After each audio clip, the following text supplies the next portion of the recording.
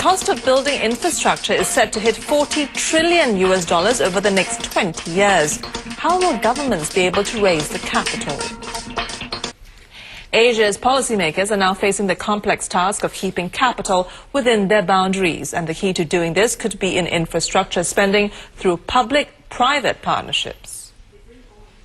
Total global infrastructure spending is set to reach $40 trillion over the next 20 years. 40% of this will be in Asia.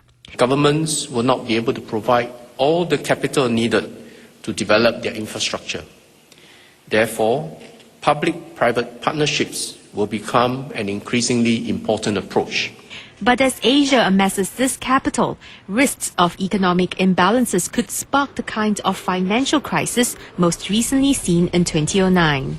Because of what happened in the US and Europe, there will be massive capital inflows maybe coming to the regions, but it's also creating fluctuations up and down because these are short-term capital and so on. So it is in this perspective, policymakers in the regions have to see how regional cooperations can be set in such that all these capital flows can be beneficial, can be meaningful for their infrastructure development. One strategy is to develop and integrate Asia's capital markets. We need to continue to recycle our own capital, in addition to those that naturally come here for the better yields, into more productive uses rather than speculative purpose. And that's going to be our challenge.